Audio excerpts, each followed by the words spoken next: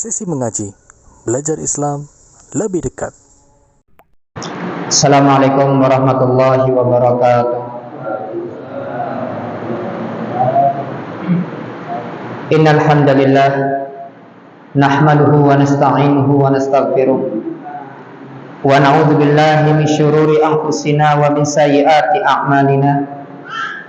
Man yahdihillahu fala mudilla lahu wa man yudlil fala hadiya lahu.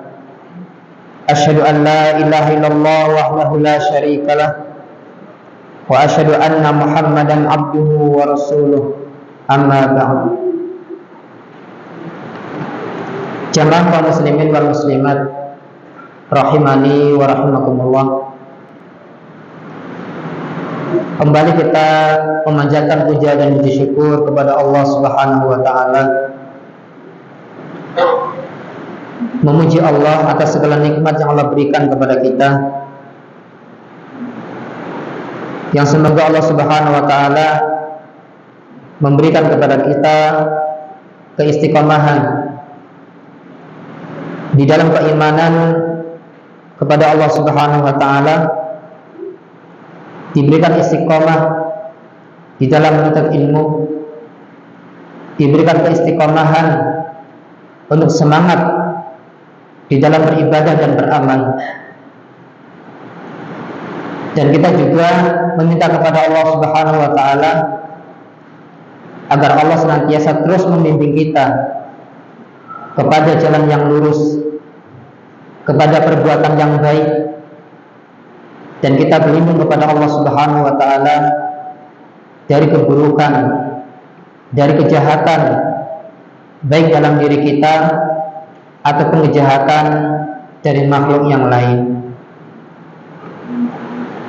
Alhamdulillah, salat dan salam semoga terlimpahkan kepada Nabi kita Muhammad sallallahu alaihi wasallam. Semoga terlimpahkan kepada keluarga beliau, kepada sahabatnya, dan juga kepada umatnya. Alhamdulillah, dengan izin Allah Subhanahu wa taala, pembahasan demi pembahasan telah kita lalui bersama, masih membahas tentang masalah salat, yang salat ini merupakan salah satu perbuatan yang rutin kita lakukan sehari semalam, yang seorang muslim diwajibkan untuk menunaikannya, tidak boleh meninggalkannya. Dan Allah Subhanahu wa taala mewajibkan kepada kita semua untuk ibadah, karena memang itu tujuan kita sebagai manusia diciptakan oleh Allah Subhanahu wa taala.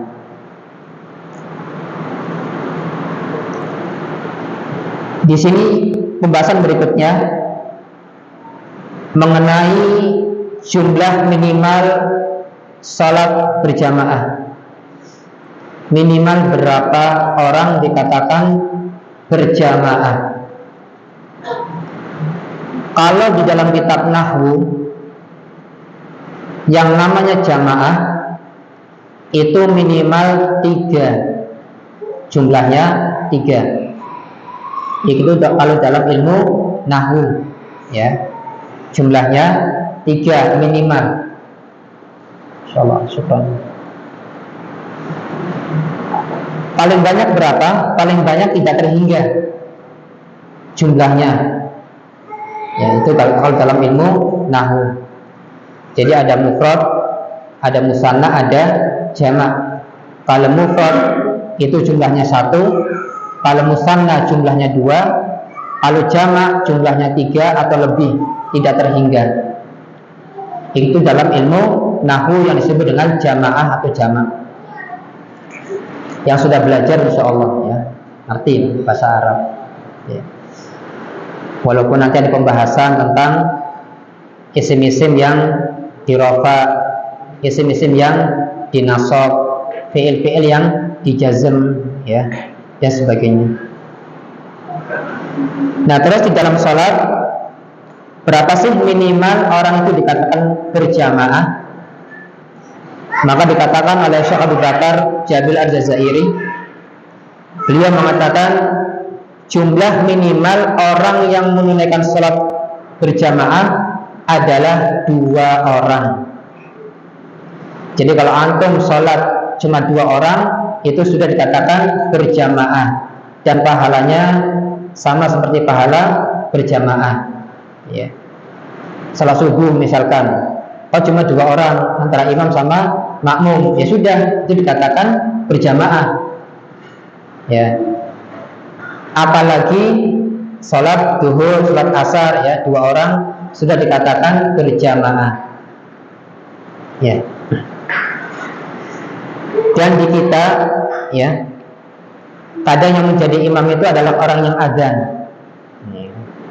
Dia adzan, dia iqamah, dia jadi imam.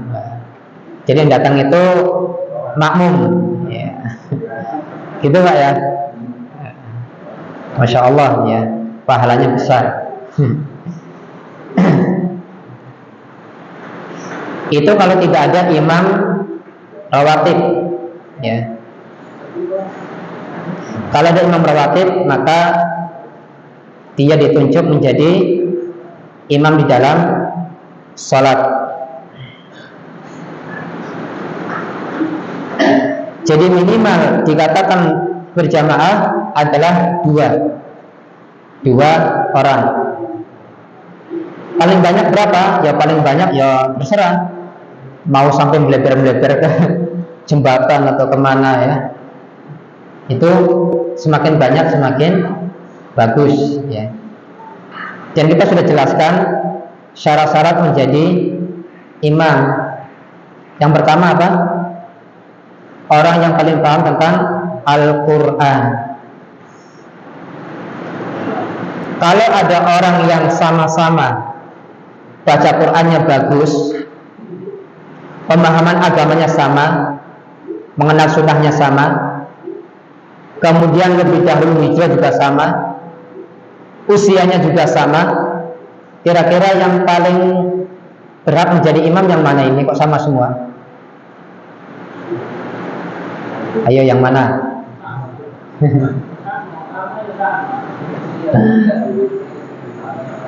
Tidak semua yang punya hafalan itu bacaannya bagus. Kadang punya hafalan tapi panjang pendeknya masih salah. Maka pilih yang panjang, yang makhraj panjang pendeknya yang paling bagus dan suaranya yang paling bagus. Karena saya mendapati ada beberapa orang yang punya hafalan, sama-sama punya hafalan.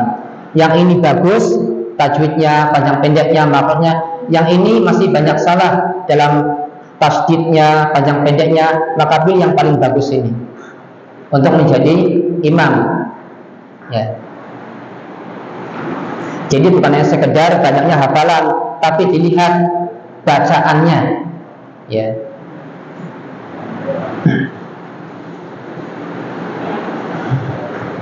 Kemudian beliau rahimahullah ya, melanjutkan di mana yang satu menjadi imam dan yang satu lagi menjadi makmum.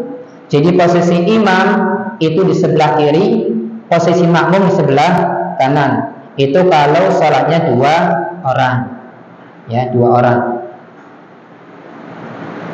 Nah kalau jadi imam ya laki-laki, maka dia sendiri di depan.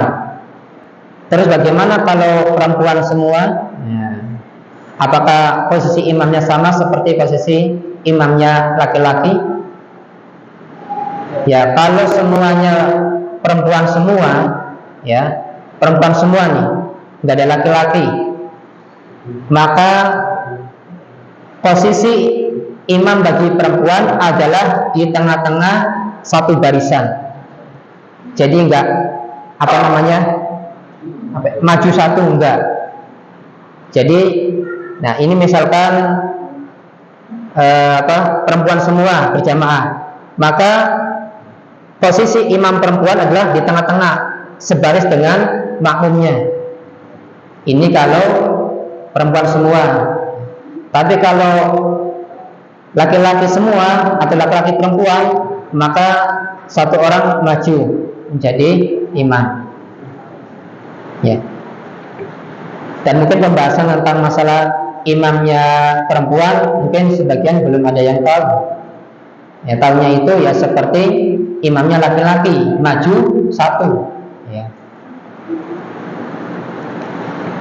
Kemudian beliau melanjutkan, semakin banyak jumlah jamaah yang mengikuti suatu salat jamaah, maka hal itu dicintai oleh Allah Subhanahu wa taala. Semakin banyak, ya kan, itu semakin dicintai oleh Allah Subhanahu wa taala. Ya. Satu baris, dua, yang sampai 5 baris, ya. Banyak. Dan semakin banyak pahalanya. Berdasarkan sebuah hadis Nabi Shallallahu Alaihi Wasallam, hadis ini diriwayatkan oleh Imam Ahmad, Imam Abu Dawud, Imam An-Nasai, dan juga Ibnu Hibban. Dan hadis ini disahihkan oleh Ibnu As-Sakan dan juga Al-Hakim. Rasulullah bersabda, salatul rajuli ma'ar rajuli aska min salatihi wahdah, wa salatuhu ma'ar rajulaini aska min salatihi ma'ar rajuli, wa makan aktsaru fahuwa ahabbu ilallahi ta'ala. Ya. Salat seseorang yang dikerjakan bersama seseorang, pahalanya lebih banyak daripada salat sendirian. Jadi dia salat sendirian. Jadi kalau salat sendirian, kemudian dengan salat bersama satu orang, ya 2 orang, maka paling banyak pahalanya dengan salat bersama 2 orang tersebut daripada salat sendirian. Dan salatnya yang dikerjakan bersama 2 orang itu pahalanya lebih banyak daripada pahala salatnya bersama seorang. Artinya kalau salat sendirian dengan salat 2 orang, pahalanya banyak 2 orang. Nah, 1 orang, kemudian ya kalau 2 kan gini. Kalau 3 orang, 1 imam, 2 makmum, ini pahalanya lebih banyak. Apalagi semakin banyak orang yang menjadi makmum salat berjamaah, maka pahalanya semakin banyak. Masya Allah. Coba kalau di Kaliwadas ini masjid, musola itu penuh, ya, penuh, ya, pahalanya luar biasa. Ya, anak-anaknya diajak, ya, yang laki-laki atau bahkan perempuannya juga yang ingin ikut ke masjid, ya, Masya Allah. Syiar Islam ini hidup.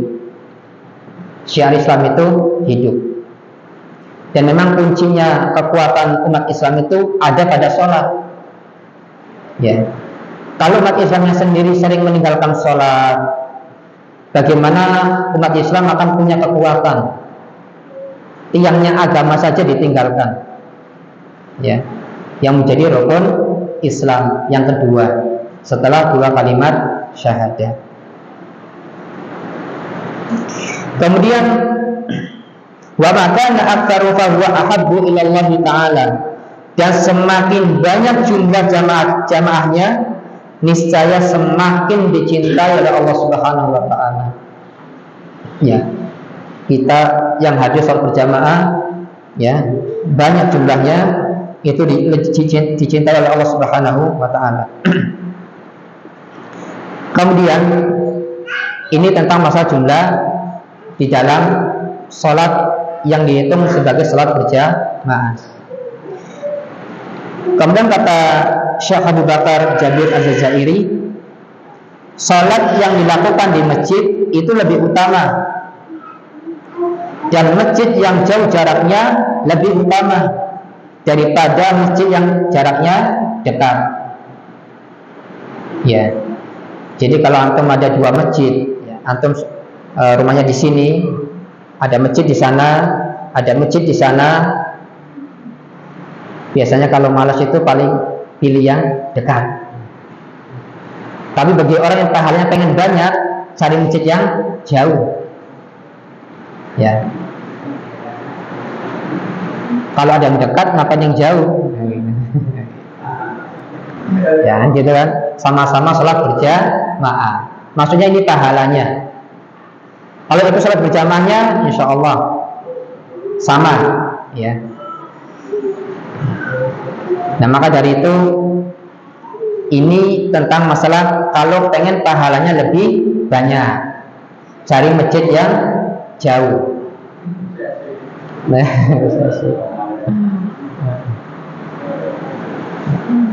itu kalau tidak memberatkan, ya. Rasulullah Shallallahu Alaihi Wasallam bersabda, Inna a'zaman nasi ajran ab'aduhum ilaiha mamshan. Hadis ini diriwayatkan Imam Bukhari, Imam Muslim, ya, Imam Muslim. Kata Nabi SAW, sesungguhnya orang yang paling besar pahalanya adalah orang yang paling jauh jarak perjalanannya ke masjid untuk menghadiri sholat berjamaah. Kemarin gimana? Satu langkah menghapus dosa, satu langkahnya lagi meninggikan derajat. Semakin dia panjang perjalanannya menuju masjid, ya, maka semakin banyak pahalanya. Sekarang Masya Allah, ya, Allah semuanya di zaman ini mudahkan. Kita mudah menemukan masjid. Bahkan ketika kita bersafar pun, pinggir-pinggir pantura, ya, masjid sudah banyak. Mau istirahat, dan masjid itu menjadi penyelamat, ya kan? Antum perjalanan pengen BAB, pengen pipis, nyarinya apa? Masjid, ya kan? Jadi penyelamat, ya. Enak, nikmat apa? Hemat apa? Iya. Buru-buru nyari masjid, nggak ada masjid, mushola nggak apa-apa. Ya. Kalau pengen PAB misalkan, ya. Tapi sayangnya ketika masuk masjid atau mushola ternyata nggak ada klosetnya. Nah, ini bahaya. Ya. Masya Allah, kok semuanya Allah mudahkan. Jadi di permukaan bumi ini Allah Subhanahu Wa Taala menjadikan di permukaan bumi ini untuk Nabi Muhammad dan umatnya sebagai masjid dan tempat untuk bersuci. Dalam sebuah hadis Nabi SAW mengatakan, Ju'ilat liyar ardu masjidan wa tahuran. Dijadikan bumi ini sebagai masjid dan sebagai alat untuk bersuci. Masya Allah. Jadi antum walaupun nggak ada masjid, nggak ada musola, sedang bersafar misalkan, cari tempat lapangan, dibersihkan, bisa dibuat untuk sholat. Antum perjalanan jauh, tidak ada air, permukaan bumi ini bisa digunakan untuk bersuci dengan cara tayamum. Lah sudah mudah seperti itu, apa masih mau meninggalkan sholat? Iya nggak Pak? Apa masih mau meninggalkan sholat? Aduh Pak Ustadz, pakainya kotor, kena semen. Yang penting nggak kena najis, sholat. Walaupun kena lumpur, yang penting tidak kena najis, digunakan untuk sholat. Ya, Masya Allah, semuanya Allah mudahkan. Hanya saja wongi sing males, ya, nggak ada air, tayamum. Permukaan bumi ini bisa digunakan untuk bersuci, ya. Nggak nemu masjid, nggak nemu musola, bersih-bersih tanah digunakan, bisa digunakan untuk sholat. Masya Allah, ya. Tidak ada alasan untuk meninggalkan sholat. Semuanya Allah mudahkan, ya. Dan biasanya sholat itu libur kalau orang itu sakit, biasanya gitu. Ya. Sakit itu bukan berarti sholatnya libur. Kalau ingin sholatnya libur, ya, jangan jadi orang sehat. Ya. Ya.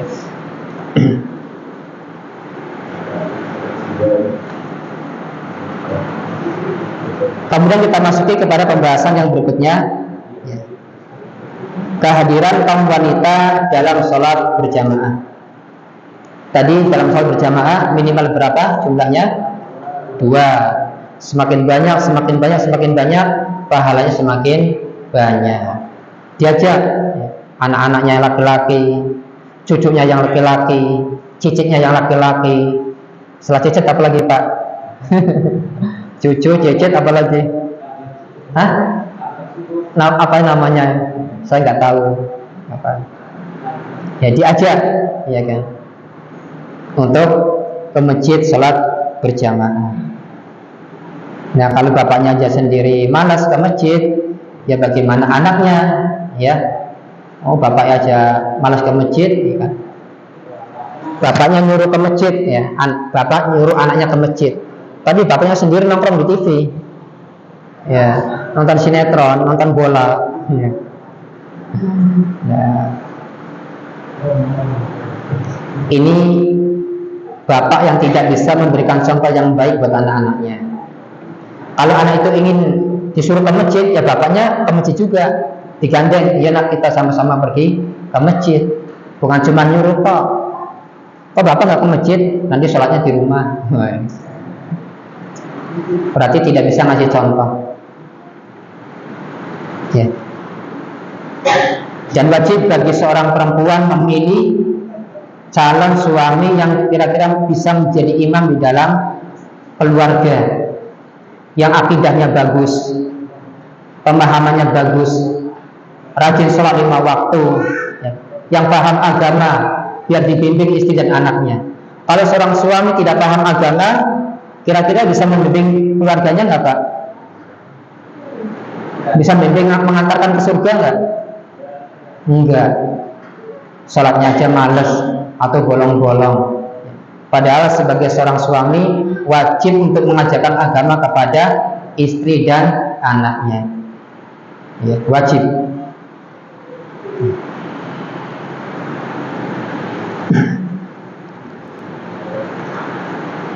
Kehadiran kaum wanita dalam salat berjamaah. Di sini Syekh Abu Bakar Jabir Al-Jazairi mengatakan, bagi kaum wanita itu dibolehkan untuk menghadiri salat berjamaah di masjid, dibolehkan. Bahkan Nabi SAW melarang kepada laki-laki, ya, untuk menahan istrinya yang ingin pergi ke masjid ikut salat berjamaah. Biarkan, kalau istrinya itu pengen pergi ke masjid, biarkan dia pergi ke masjid ikut sholat. Tentunya ada syarat-syarat yang harus dipenuhi bagi seorang wanita ketika dia pergi menuju ke masjid. Yang pertama, tidak boleh memakai parfum, wangi-wangian, ya, semprot kiri, semprot kanan, belakang, bawah, atas, bawah, ya. Ya. Dalam sebuah hadis Nabi SAW mengatakan, seorang wanita yang keluar rumah dengan memakai wewangian, agar wanginya itu dicium oleh laki-laki, ketahuilah dia itu termasuk wanita yang berzina. Waduh Pak Ustadz, jangan nakut-nakutin Pak Ustadz. Bukan nakut-nakutin, saya cuma bacakan hadis Nabi, ya, hadis Nabi SAW. Jangan sampai keluar rumah wanita pakai minyak wangi, Masya Allah, 1 botol 60.000, tapi di hadapan suaminya minyak wanginya nggak dipakai, wanginya kecut, ya. Ini yang membuat para laki-laki itu nggak betah di rumah, ya. Kalau pengen betah di rumah, ingin bersama istrinya, pengen nempel, ya istrinya dandan, ya, di hadapan suaminya. Dan ternyata pengaruhnya besar Pak, ya. Kenapa banyak laki-laki yang mencari wanita lain? Karena istrinya sendiri nggak bisa dandan tampil cantik di hadapan suaminya.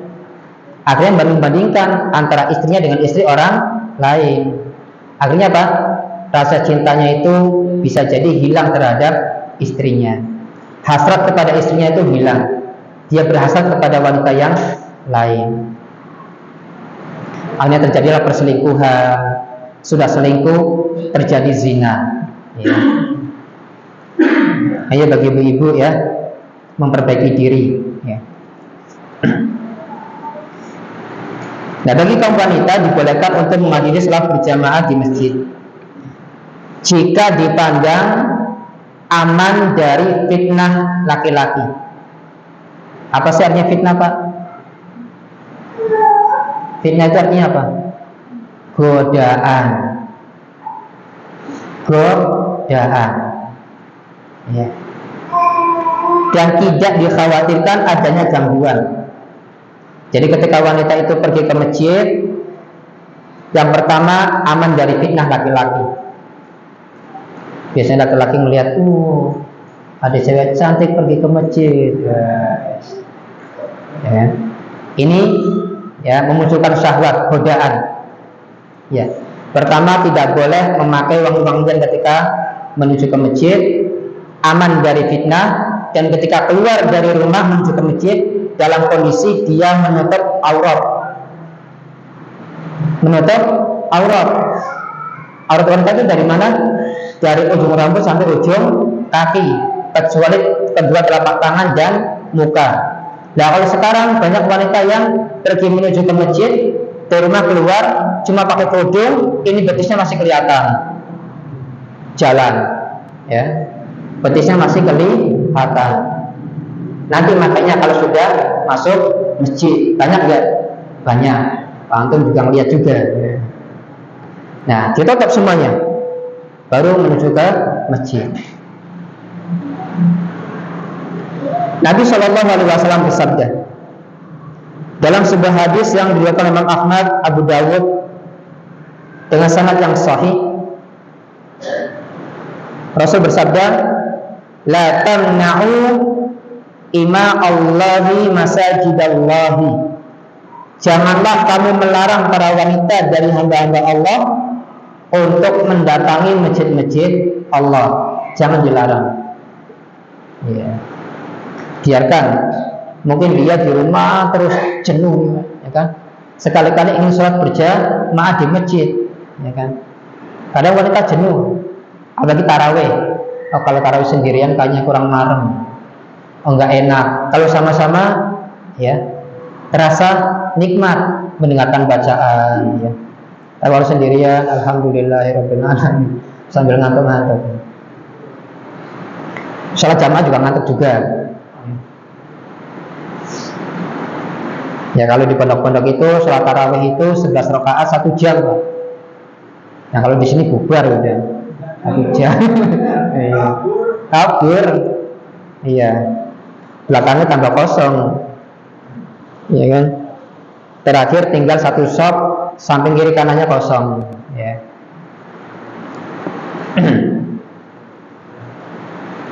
Insya Allah kurang lebih 2 bulan lagi kita menjalankan ibadah puasa, ya. 2 bulan lagi kurang lebih. Semoga Allah pertemukan kita. Saya tuh kalau Ramadan kangennya di 10 hari terakhir. Itikaf itu enaknya. Enak, ya. Ketika itikaf itu Masya Allah baca Qurannya menjadi banyak, ya. Kemudian kekhusyuannya ada. Tapi lomba ngoroknya kalau tidur itu luar biasa. Di sini ngorok, sana ngorok, sini ngorok, sana ngorok. Wah, lomba, ya.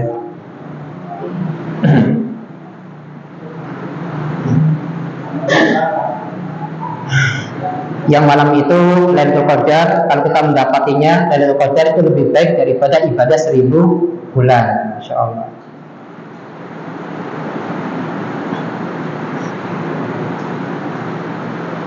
Kemudian dalam hadis yang lain, ya, di sini disebutkan oleh Syekh Abu Bakar Al-Jabir Al-Jazairi, akan tetapi salatnya seorang wanita di rumahnya itu lebih utama, lebih baik.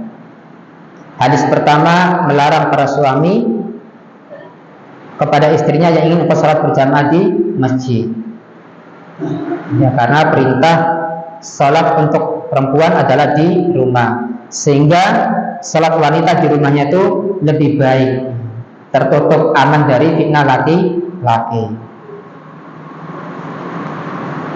Apalagi ya mungkin kita dulu pernah merasakan, antum ya, bukan anak. Kalau pacarnya itu perempuan ke masjid, ya kita semangat ke masjid. Nah, ya kan? Ya, kenapa semangat? Iya, pacar saya itu semangat ke masjid, jadi saya juga harus semangat. Ya. Jadi ada motivasi yang lain. Ya. Tapi kalau nggak datang ke masjid dicari, aduh nggak ada, lemes ya, lemes aduh, curhat. Antum kali ya. Kemudian Rasulullah SAW bersabda, wal yakhrujna tafilatin. Ketika mereka pergi ke masjid, hendaklah mereka tidak memakai minyak wangi. Nah, didengarin ibu ya. Jadi kalau ke masjid jangan pakai minyak wangi. Ya, Casablanca, apa lagi? Ya, macam-macam pokoknya minyak wangi lah pokoknya. Ya. Sehingga tidak menggoda para laki-laki ya. Ini bau wanginya siapa ini? Jika mereka memakai minyak wangi, maka tidak dibolehkan bagi mereka menghadiri sholat berjamaah di masjid. Mah, jangan pakai minyak wangi mah. Ya, larangan dari Rasulullah. Biarin sih Pak. Mama papa ya. Nah, ini dilarang, nggak boleh ke masjid. Ya. Karena Nabi SAW mengatakan dalam sebuah hadis yang diriwayatkan oleh Imam Muslim, ayyuma imra'atin asabat bakhuran fala tashhad ma'aha al-isya al-akhirah. Wanita manapun yang memakai wewangian, maka hendaklah dia tidak hadir bersama kami dalam melaksanakan sholat isya berjamaah. Disebutkan di sini sholat isya. Ya. Tapi secara umum semua sholat, dari sholat yang wajib maupun sholat yang sunnah. Sholat sunnah itu ya misalkan sholat tarawih, ya kan? Ya.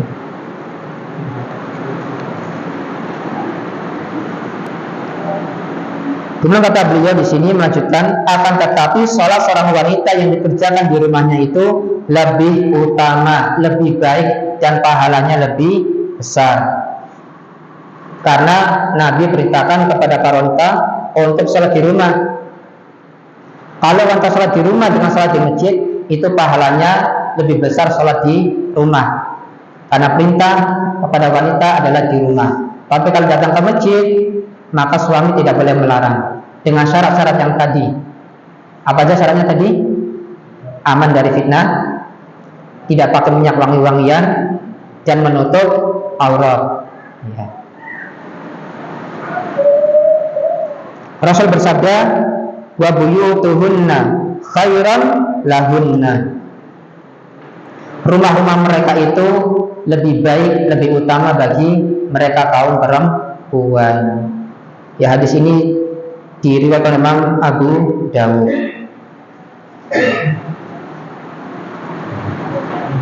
Nah, 1 menit lagi, udah isya ya.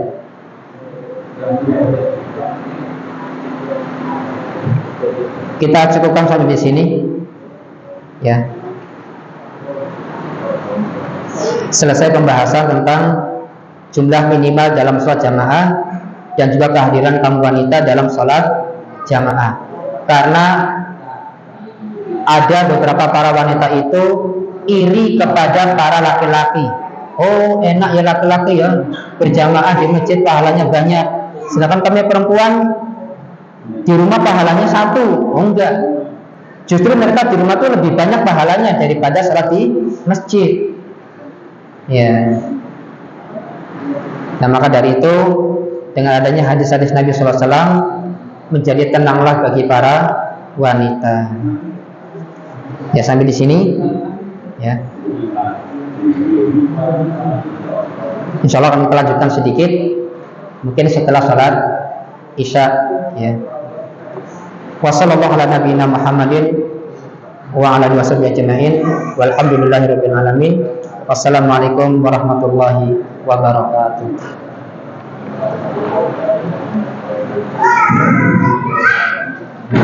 Assalamualaikum warahmatullahi wabarakatuh. Alhamdulillah hamdan katsiran thayyiban mubarakan fi.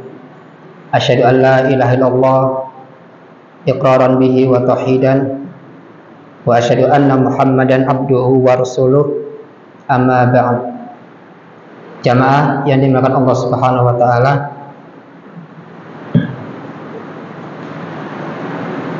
jadi kesimpulan pada pembahasan ini ya adalah diingatkan oleh beliau rahimahullah taala tentang jumlah minimal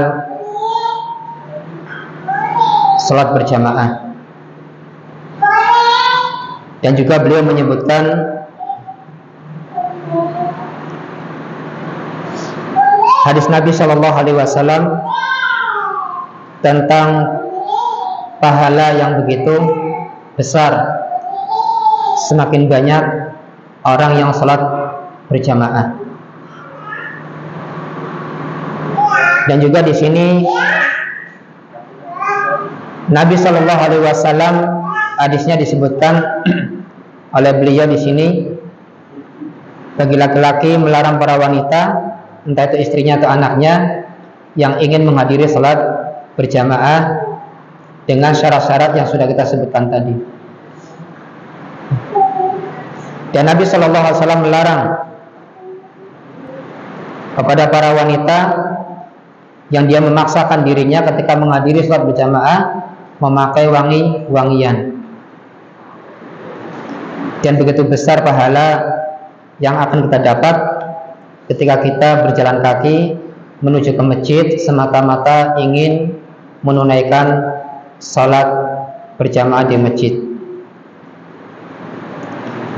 Ya, mungkin ada pertanyaan sampai di sini. Ya, kalau saya bisa jawab, saya jawab. Kaitan salat jamaah, kaitannya dengan ibadah pahala. Jauh. Secara ada bagaimana hasil lewatin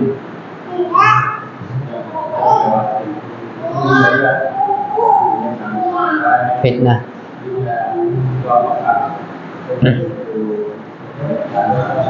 Jadi kasih pilih yang pahala. Proses ada juga pahala juga. Ini yang terkait dengan jamaah. Jamaah itu artinya apabila sholat itu seperti ada sama Qabliyah.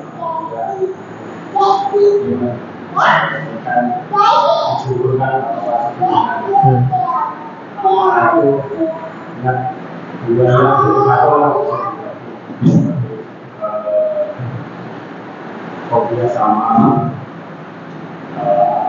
Tahiyatul masjid. Insyaallah. Barakallahu fiik. Ya. Kalau kita kadang repot juga ya, kita pengen cari masjid yang jauh agar ingin kita mendapatkan pahala yang banyak, dengan melewati satu masjid yang itu yang kita tidak sholat di situ ya seringnya, sehingga orang-orang sering melihat masjidnya dekat kok carinya yang jauh, dan ini bisa menimbulkan fitnah ya. Dan ini memang terjadi, ya. Agar tidak terjadi fitnah, ya sekali-kali salat di masjid itu ya, kadang ke sana kadang di sini, agar tidak terjadi fitnah ya. Kecuali kalau masjidnya itu tidak kita lewati, artinya ke sana dan ke sana ya, maka silakan pilih. Tapi ini ada masjid, ini masjid, rumah kita di sini, ini dilewati. Ini orang kok masjidnya dekat, nyari yang jauh. Nah, gitu. Nah, sekali-kali kita sholat di sini, kadang di sini, kadang di sini, ya. Kalau pengen aman, itu datang ke masjid sininya sebelum adzan. Kalau pengen sholat di masjid sini sebelum adzan, sehingga orang-orang tidak melihat. Tapi tetap aja dengan perhatikan, ya samping rumah. Ini orang. Iya. Iya. Ya untuk menjaga dari fitnah, ya kita kadang sholat di sini, kadang di sini lah. Artinya ya dibagi aja. Ya. Insya Allah yang penting kan kita sudah melangkahkan kaki ke masjid, dari rumah ke masjid ada pahalanya, walaupun tidak sebanyak masjid yang jauh, tapi kita menghilangkan fitnah yang akan timbul terjadi pada diri kita. Dan kita mengharapkan masjid ini pun memang yang dekat ya, masjid dekat ya, memang imamnya tuh bagus bacaannya. Diharapkan yang bagus bacaannya. Yang penting seperti itu. Terus yang kedua, menggabungkan sholat sunnah. Ya dibolehkan. Menggabungkan dua sholat sunnah dibolehkan. Misalkan antum datang ke masjid, aduh, ini tahiyatul masjid dulu atau qobliyah dulu. Kalau sholat qobliyah itu kan sudah ada dalam hadis tentang keutamaannya, ya, keutamaannya. Kalau sunnah tahiyatul masjid, tahiyah kan artinya menghormati, ya. Nah, artinya menghormati. Sedangkan sholat sunnah qobliyah itu ada pahalanya begitu besar. Sehingga Nabi SAW mengatakan dalam sebuah hadisnya, barang siapa yang menjaga sholat sunnah rawatib, dalam hadis yang lain 10 rakaat, dalam hadis yang lain 12 rakaat. Ya, barang siapa menjaga sholat sunnah rawatib 10 atau 12, maka Allah akan buatkan baginya istana di surga. Istana di surga. Maka niatkan sholat qobliyah dengan dibarengi sholat tahiyatul masjid, boleh menggabungkan dua sholat sunnah dalam satu waktu itu, dibolehkan, tidak apa-apa. Ya. Wallahu ta'ala. Ada yang lain? Jadi maksud ya, barangkali mungkin saya rumahnya di sini ada masjid, di sini ada masjid, di sini ada masjid. Banyak barangkali saya mencari yang jauh dengan mungkin di sini rumah saya di sini, ini masjid. Kalau saya sana mungkin gitu. Ya tadi seperti itu tadi. Oh iya. Nah, tadi seperti itu. Jadi dia rumahnya di sini, ini ada masjid, ini ada masjid. Jadi sejalan gitu. Nah, dia nyarinya yang jauh, karena ingin mendapatkan pahala yang banyak ketika dia berjalan kaki menuju masjid. Kalau lagi yang berjalan kaki itu. Iya. Nah, kalau seperti itu kita nggak sholat di situ terus menerus, malah nyarinya yang jauh terus, kadang bisa menimbulkan fitnah. Ini orang masjidnya dekat kok, aliran apa ini, bisa jadi ya kan, kelompok apa ini gitu. Bukan masjidnya di sana sini. Bukan. Jadi pertanyaannya tadi seperti itu.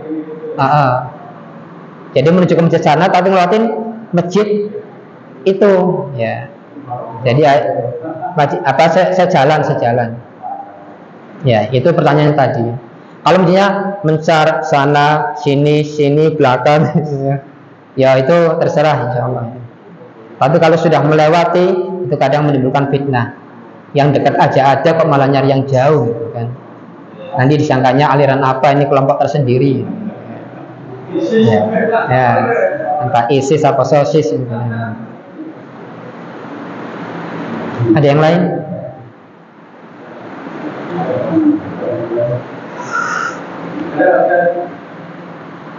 Ya, monggo. Waalaikumsalam warahmatullahi wabarakatuh.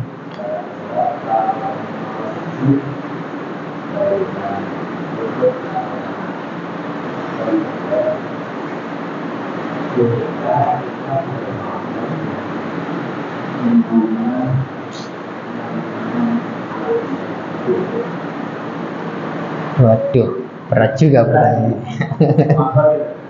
Hah? Abot. Yang kedua abot ini. Iya.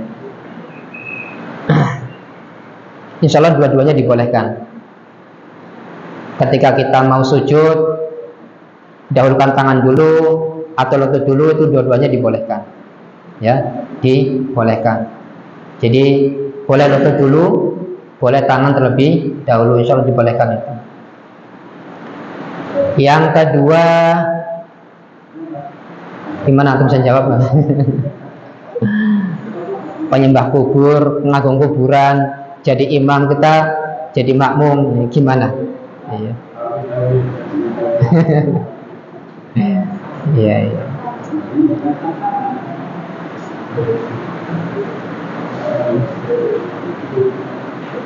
Ya, selama dia masih muslim, beriman kepada Allah, ya kalau kita bermakmum, insya Allah sholatnya masih bisa diterima. Ya. Adapun dia pengagung kuburan, ya nanti dia bagian tersendiri. Ya lebih bagusnya cari imam yang bertauhid. Ya. Cari masjid imamnya yang tidak mengagungkan kuburan. Tapi kalau memang terpaksa itu imamnya cuma itu saja toh, ya, pengagung kuburan, ya, nyembah, nyium kuburan, ya, semacam-macam pokoknya, ngelus pokoknya, ngelus bahkan tidur di situ mungkin, ya, insya Allah. Ya, selama ketika menjalankan sholat itu sesuai dengan rukun dan syaratnya, ya, sekalipun itu juga ahlul bid'ah yang menjadi imam, maka kita boleh untuk menjadi makmum di belakangnya. Ya, ya lebih baik antum cari yang kalau bisa, ya, kalau bisa, atau ada imam yang lain, ya. Wallahu a'lam. Itu aja bisa jawab. Apakah ada batasan jamaah dalam sholat Jumat minimal? Dalam sholat Jumat, ya.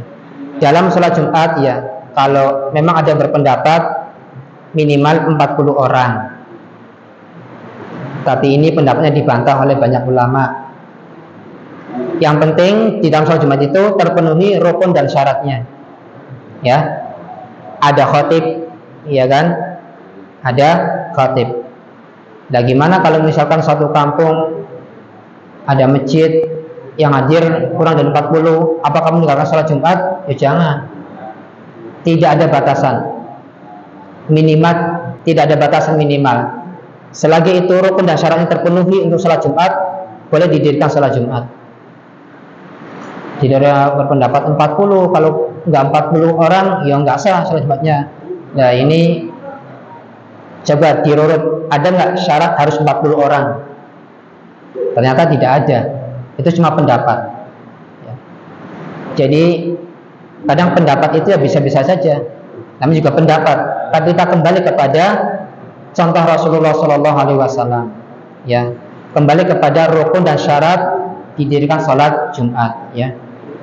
Adanya khatib yang berkhutbah itu juga merupakan rukun di dalam sholat Jumat, ya. Kalau itu tidak ada, maka tidak ada sholat Jumat.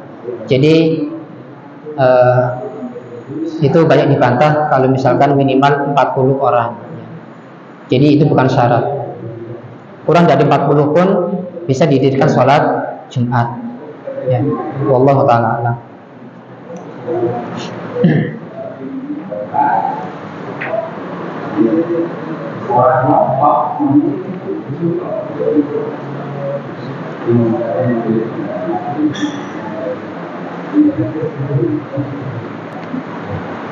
Sudah?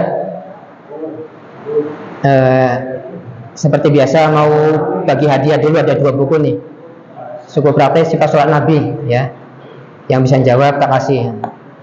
Ini untuk laki-laki sama perempuan, ya. Perempuan ini jawab, ya. Pertanyaannya gampang, jawabannya nyari sendiri, ya. Sebutkan 4 pembatal sholat. Nah, gampang, kan? Sebutkan 4 pembatal sholat.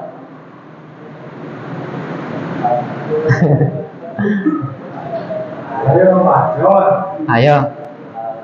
Iya, Mas Tarikin. Apa?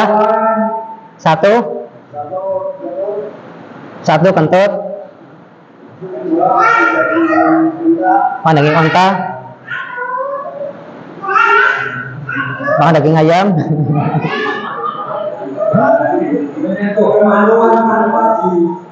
Tanpa penghalang.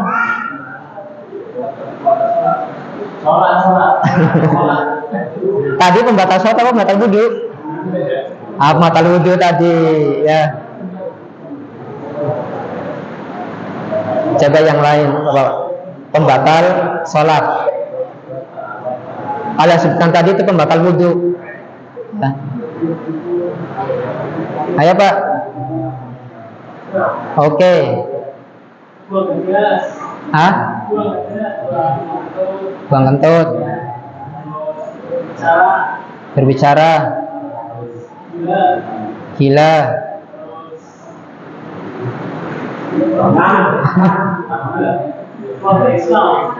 Keluar dari Islam. Ini pembatal sholat atau pembatal wudhu? Saya tanyanya apa jadi? Pembatal sholat. Ya. Tidak menutup aurat. Tidak menutup aurat. Tanpa alas. Alas apa itu? Alas roban apa? Iya, tanpa penghalang. Kentut. Iya. Gimana? Salah. Antum itu pembatal wudhu sama. Iya, iya. Siapa? Iya. Makan minum ya. Gimana Pak? Makan minum. Meninggalkan rukun dalam sholat. Rukun dalam sholat. Iya, Masya Allah. 4 aja 4.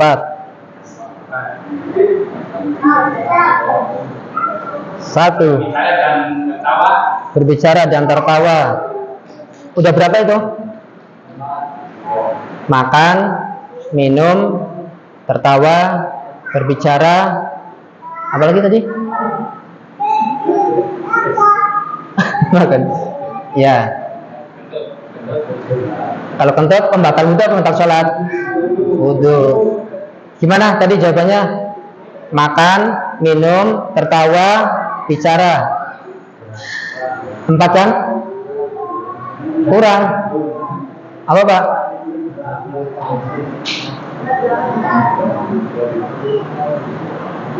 Apa Sarikin? Wah nyontek. Jangan nyontek lah, jangan nyontek. Ya, ini tak kasih. Pak. Makan, minum, ya tertawa, berbicara. Ini yang perempuan gimana? Ya laki-laki perempuan.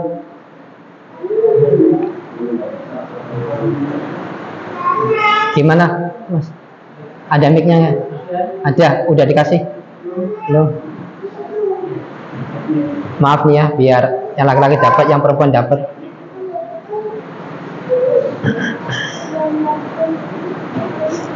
Dikasih mic dulu, nanti baru saya kasih pertanyaan. Kalau kentut, menggaruk-garuk, itu pembatal wudhu, Pak.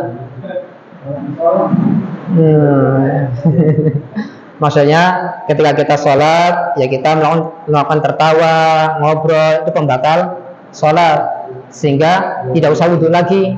Ya, kita ulang dari awal, Allahu Akbar. Sudah?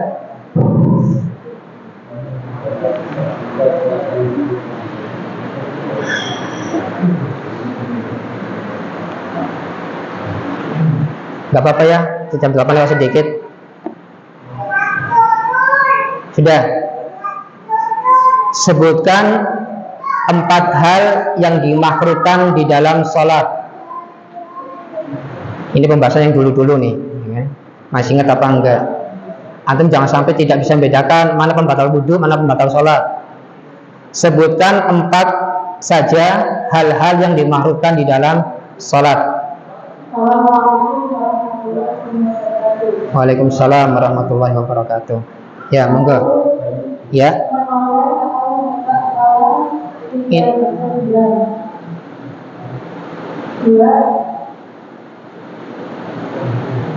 Nggak boleh lihat catatan ya, nggak boleh lihat buku, nggak boleh lihat kitab, Google. Benar-benar dari ingatan, ya. Apa? Megang rambut, ya megang rambut. Terus baru 2 ya, 3. Apa tadi Pak? Ah?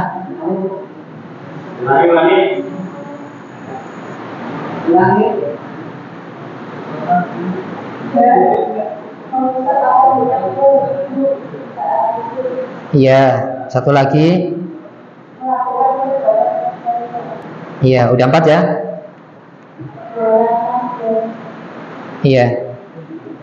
Ini benar dari ingatan apa dari catatan? Ya, di sini Mas Rian, kasih Mas Rian. Nah, semoga bermanfaat bukunya ya. Ya, sampai di sini dulu Bapak Ibu, kurang lebihnya saya minta maaf. Lebih dari jam 8. Kita tutup dengan doa kafaratul majelis. Subhanakallahumma bihamdika asyhadu an la ilaha illa anta astaghfiruka wa atubu ilaik. Allahumma inna nas'alukal huda wa tuqa wal afa wal ghina wa akhiru da'wana alhamdulillahirabbil alamin. Wassalamualaikum warahmatullahi wabarakatuh.